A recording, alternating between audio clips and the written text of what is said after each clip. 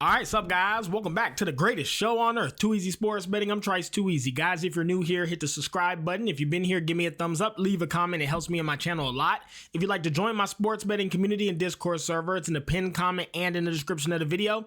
And lastly, if you want access to Smart Stake, Outlier, or Split Lab, some of the best betting tools there are, or if you'd like a $25 purchase match with no VIG, it's a betting exchange prediction market.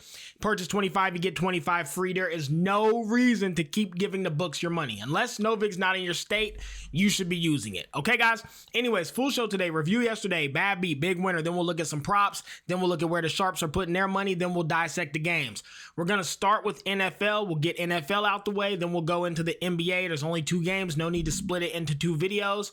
Just going to get NFL first. So the first half's all about NFL. Then we'll go into all these NBA games we have. To review yesterday. 4 wins, 1 loss. I was on quarter units. I barely bet, but you know what though? I'll take a little unit. Maybe I'll fuck it off on parlays today. Maybe I'll play it seriously, but it was nice. I mean, 4-1 was not bad. Pacers, them 76ers got us again. They tied it in the last few seconds, and they let them Cavs come down and hit the last second too. They just can't beat them Cavs. It's crazy. Like, it just couldn't do it. Almost brought the damn broom out. Clippers got us, Rockets got us, and them Kings continue to ball, man. They look good. So, good night, 4-1, we'll take it. As far as a bad beat from yesterday, posted in the Discord by Staffamu. I'm sorry, brother. I don't know what the name, how it's pronounced, but this is a brutal beat. I'm also sorry about your loss. Trey Murphy just needed 5 boards. All he needed. This is a big bay, put $80, probably would have paid a bag. And Trey Murphy decides to be a jackass. Sorry about your loss. As far as the big winner from yesterday, this is posted by Am the Artist. Plus 2,474. Trey Murphy 3s, Donovan Mitchell 3s, Nas Reed 3s, and Trey Johnson 3s. What a good slip. That's a crazy-ass 3-point slip. Congratulations. Nice win. That's Am the Artist in the Discord. Okay, guys. Let's go ahead and look at a couple props I'm eyeballing for the NFL. First one. RJ Harvey for a touchdown. Dobbins is going to be injured, so he should still be getting majority of the carries, and he's been their goal. Like when they get down in that in the red zone, he's been the guy getting the ball. If you look at him on the season so far, I mean, he's put up quite a lot of touchdowns. I like him today. I think that if they get there, they're not going to play no games, try no stupid shit. They're going to get him the ball and let him try to punch it in. So I think he at least gets a few opportunities to run in the end zone. Price is almost even. Novik has a minus 115. FanDuel's at 125. The prices keep dropping. So if you're going to play it early. But yeah, I like the spot for him. I think he can get a touchdown. Also, guys, heavily eyeballing Josh Allen's rushing yards. Problem is they got that line at like fucking 40. You know what I mean? So I love his rushing yards today. But the line's pretty high. You know, and do you really want him running the ball and risking getting injured or getting hurt unless he absolutely has to? You know what I mean? Because you still got to keep him healthy if you do win. So it's debatable. If the line was like 30, I'd probably take it, but 40 is just a bit much. I don't know that he'll even run that much. And of course, the Broncos defense is so good, I'm sure they're looking for it. But I do like it. Next prop I like, guys, Christian McCaffrey, longest rush under 11.5. Seahawks don't give up big runs, guys. He's saw them 3 times. He did get 13 once, but it's been 5 and 11.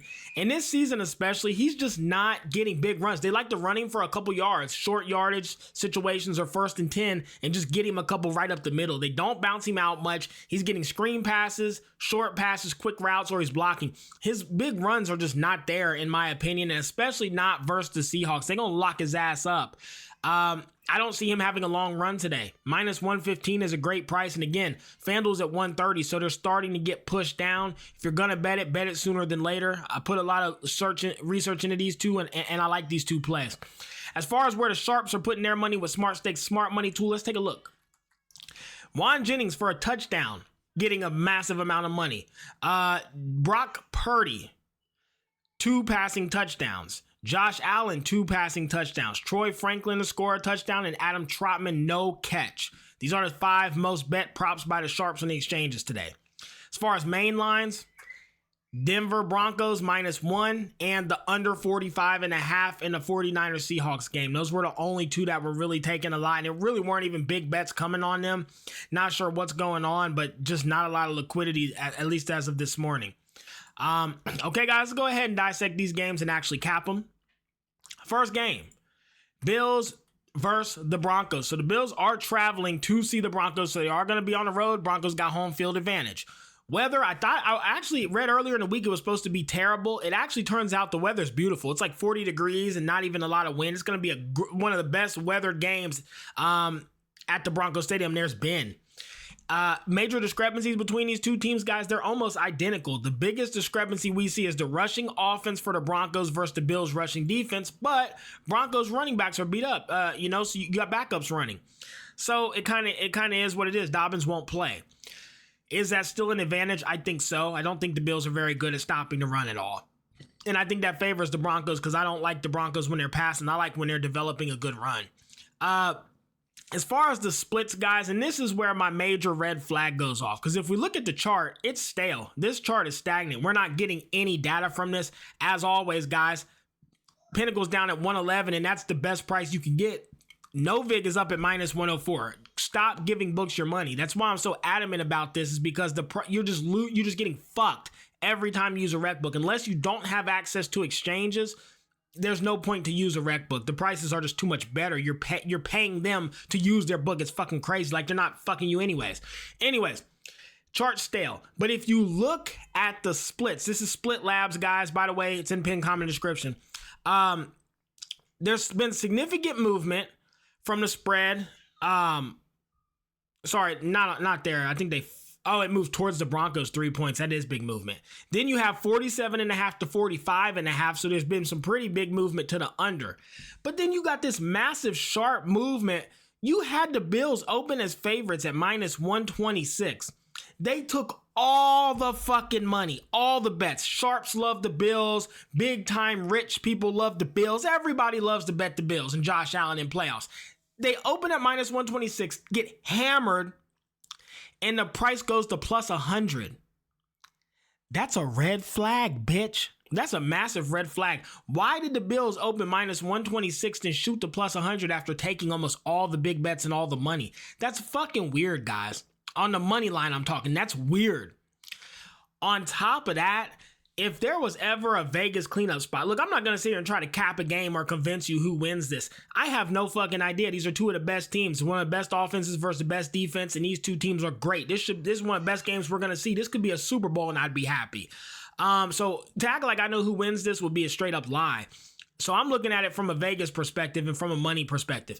Bills open at minus 126, take all the money, goes to plus 100. And if there was ever a time for Vegas to clean up, it would be if the Broncos win today. It would be all this money on the Bills. They make the price better. They set everybody up. Look, you can get the Bills plus money. Everybody hammers these Bills, and then they fuck you and the Broncos somehow win. This movement makes no sense. That it just doesn't make sense, guys. There's nothing that would have caused this unless they know something. It's something just isn't sitting right with me. I think it's a classic Vegas trap spot based on the movement to the price. The only thing that's not really got me full-fledged trap spot is the chart currently has not, like, the price hasn't got better for the spread, but the money line has. Look, I don't know who wins this game. I think these two teams are dead even, but I'm telling you, Vegas will clean up if the Broncos win today. And I do not want to be on the other side of that. I think it's a coin flip. I'd rather go with the rig side of the coin flip. I'm going to take the Broncos straight up on the money line. And I'm also going to be on the under. You can get an under 46.5. I'm going to be on the under 46.5, and I'm taking the Broncos straight up on the money line to win the game. Not necessarily because I think they win, but because I think this is a coin flip and I want the rig side. And if Broncos win, Vegas just absolutely cleans up. So that's all. Next game, 49ers versus Seahawks. I've said it all season. I think since like week 3, and y'all can quote me or go back to my videos, I said the Seahawks were the best team in the league. Here we are, the Messiah, postseason, and Seahawks are the most favored team to win the Super Bowl. Look, I don't think the 49ers can run the ball today. I also don't think they can pass the ball.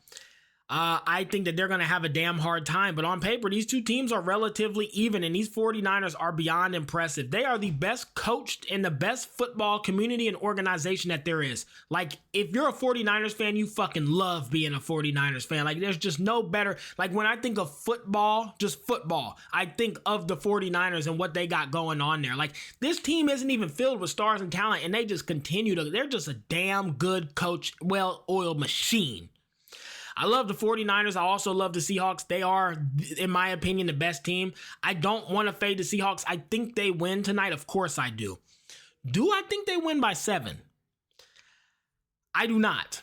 If we look at the chart is all over the place. It's ugly as hell. We don't get a read there. As far as movement and whatnot from the spread, the money line, or the total with split labs, we're not getting much data either. Opened at 46. Now it's at a 44. So there is heavy movement towards the under. That's about it. Seahawks, most of the money on the money line. As far as the spread, it's split, dead even 50-50. Look, I don't think the 49ers can necessarily stop the Seahawks passing attack. That's what I worry about. I'm not sure how the 49ers can keep this game close, but I'm sure they find a way to do it. They're just impressive. And the Seahawks, for whatever reason, no matter how good they start, every game's close. They just tend to not be able to blow teams out. The games are always a sweat. I think they find a way to win. I think they're the better team, but I don't think they cover this 7. I'm going to take the 49ers plus the 7 points. If you can get a 7.5, I'd take that, because I wouldn't be surprised if the Seahawks win by 7. But hopefully we push if that happens. Look, I just think that the Seahawks win but can't cover this many points. It's a big ask in a serious game like this, and it's projected to be low scoring. So 49ers plus the 7 points, that's where I'm going to go in this one. Okay, guys, let's go ahead and get into the NBA, starting with a couple props I'm eyeballing here. First one, Jamal Murray. He is just like Joel Embiid for me, guys, which, by the way, we continue to cash. He cashed again yesterday. Anytime I get Jamal Murray for a really high rebounds and assist, or I get Joel Embiid for a really high rebounds or assist, I just take it. Their lines are always way too overvalued and too high. Just is what it is. I'm going to be on the under 14.5 rebounds and assists for Jamal Murray. I think it's a great play. And then I'm also going to be on the under rebounds and assists for Derek White. It's just too high. I try, anytime I get his around that 12 mark or over 10, I try to get his as well. 11.5 is a key number for him because he gets 11 a lot. Under 12.5 would be best case scenario, but I still think he finds a way to go under versus these Hawks tonight. I think it's too high. He's only hit it a few times this season. You can get a minus 115 on DraftKings. What a great price.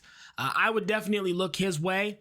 And then the last one, guys, I usually don't do 3, but I love this play. You can get Chet Holmgren for 2 blocks, minus 136 on FanDuel right now. On the season, 50%, last 20, 65, last 10, 90. He's fucking blocking everybody. Like everybody, guys. I will play this straight up on FanDuel minus 136. He's blocking fucking everybody. I mean, it's insane. He's literally blocking. He looks like Wimby. He's blocking fucking everyone. How can you fade that? I would highly consider looking his way. As far as where the smart money's going and the sharps are going, as far as main lines, did I do both main lines? I did. Hold on, let's get some props pulled up. I did both main lines here. Let's switch this to player props. And let's get rid of the dwoobie. Tyler Herro taking a lot on that under 4.5 assists. Boy, getting murdered all morning. Moussa Diabate, Aaron Gordon, Rudy Gobert for no double-double, and just getting a top 5 real quick. Brandon Williams over 4.5 assists. Okay, here's the prop. Sorry about that. Tyler Herro under 4.5 assists. Love it. Diabetes over 9.5 boards. Aaron Gordon over 2.5 assists. Hate it. Rudy Gobert, no double-double. And then Brandon Williams over 4.5 assists. These are the props getting the most money. As far as main lines, we saw big capital coming on these main lines. Pacers, $101,000 plus 525. Wizards, $71K plus 540. Timberwolves plus 210. Mavs straight up on the money line minus 149. And then the New York Knicks straight up on the money line minus 144. 9.9K. These are massive bets. So you got the Knicks straight up, the Mavs straight up, Timberwolves, Wizards, and Pacers. These are what the sharps are hammering today. Okay, guys. Without further ado, it's time to get serious. It's time to dissect these games, paint a picture. Call me Trice Picasso. Cap this shit as I've been doing so well all season. Dissect it, get an absolute straight bag, and crack these folks. First game, Jazz versus the Mavs. So, what to do here? Man, this Jazz team is janky as shit. I'm impressed with the Mavs right now. I like them at home. I think they're talented. I think they're playing okay. They've paid me lately. Jazz have not. A lot of discrepancies here as far as offense and defense. And then the points in the paints for the Mavs is also a big discrepancy over the Jazz's points in the paint defense. There's only one reason, though. It's this chart. They were at plus 113 to start around midnight, then plus 111, plus 108, plus 106, plus 104. Then at 6 a.m., boom, shoots down to minus 104. This is a beautiful chart. Keeps pushing down. Money keeps pouring onto the Jazz. And I don't want to be on the other side of that. So give me the Jazz plus the 3.5 points just back in the chart. Next game, Celtics versus the Hawks. Hawks, fuck the Hawks. We don't bet the Hawks. They are permanently banned, permanently faded. I didn't need to see nothing else. Novik has the Celtics straight up on the money line for minus 145. And that's where I'm going to go. Guys, look at this. Pinnacle's minus 106. FanDuel's like minus 110. Novik's plus 100. Stop giving the book. You are making less than anyone else who's using an exchange. If you have access to them, use them. Anyways, give me the Celtics straight up on the money line. Next game, Suns versus the Knicks. This one kills me because, boy, these Suns, when I watch the Suns play, it always seems so hard for them to score. Like, every possession looks really bad. It looks like, I don't know how they're not the worst team in the league when I watch them play. They're, seriously, like, watching them try to score, it seems so difficult. Like, it never just seems like, ooh, that was easy. It's like hard every possession. Look, the problem is they got this massive 3-point discrepancy over the Knicks, and I think that's going to play a big role today. Cat has not been performing very well. Knicks' offensive rebounds should be good, but they don't ever get no points in the paint, so it doesn't really matter. As far as the chart, I mean, look, minus 3.5 was minus 106, and now we're at plus 100. So you got 6 cents moving towards the Suns. FanDuel's way down here at 108. If you're going to back the Knicks again, use Novik. The price is so damn good. But for me, guys, there's a lot of movement towards the side of the Suns, and I'm just not looking to fade money today. A lot of people didn't bet yesterday. Tons of money on it today. These lines will be sharp and shaped right. Money's moving against the Knicks, so am I. Give me the Suns. Give me the plus the 3.5 points. Next game, Pacers versus the Pistons. Look, I like the Pistons. They're okay. This spread's too high. I'm not taking them to beat any team by 12.5. They're just not a team who really blows people out. Are there offensive advantages? Yes, there are. Pretty much in every category, Pistons is better. Are there defense advantages? Yes, pretty much in every category except the 3-ball. Pistons don't shoot the 3-ball well. Because they don't shoot the 3 well, I don't like them for giant spreads. Pacers suck. They're on the road. I get it. That's why the spread is what it is. But I'm just not going to be on the other side of that. I would really like, if you want my lean, I would really like to take the Pacers plus 12.5 points. What I actually chose to do is I chose to take the over 227.5. I just think it's a little bit low. I think this will be a fast-paced, ugly game. I'm not saying either team just splashes the 3 today, but when these two teams do see each other, they play. And look, it's either the Pacers on the spread or the over for me. Gonna go with the over because the sharp movement was pushing that price down. Give me the over 227.5 in this Pistons-Pacers game. As far as the chart, it's all over the place. I've included FanDuel's line in here just so you guys can kind of see like how much they just bend you over when you use the actual rec books. Like, what is this price? Why is there even a minus 108 out there when the sharpest book, Pinnacle, and the exchange is at minus 102? Like, it's just bullshit. They rob us blind. That's why I refuse to use these rec books anymore. Unless they're giving like your daily profit boost and bonuses, of course. But outside of that, fuck no. Anyways, for me, guys, I'm on the over. Next game, Thunder versus the Heat. The Thunder have been janky for big spreads, but my God, they have every advantage in the world versus Heat team, and especially on defense. The thing is, though, this 3-point category that I weigh so heavily, the Heat have a big advantage over this Thunder's 3-point. The Thunder don't stop the 3-ball very well. I don't know that the Thunder can cover a 10.5, but this is one of the most beautiful charts we've seen in days. 127 to 117 to 113 to minus 104 as of this morning. This chart is beautiful and unfadable. If you faded this, you might as well bend over, get penetrated, which is the wrong thing to do because around here, we do the fucking. Give me the Heat plus the 10.5 points. Only thing I can do. I'm sorry. Give me the, what the fuck? Give me the Thunder minus 10.5 points. Only thing that makes sense. Next game. Timberwolves versus the Spurs. I originally thought I'd be on the Spurs here. Don't trust the Timberwolves. Don't like the team very much. On paper, though, these two teams are pretty much dead even. No major category discrepancies. I mean, this is about as even as it gets.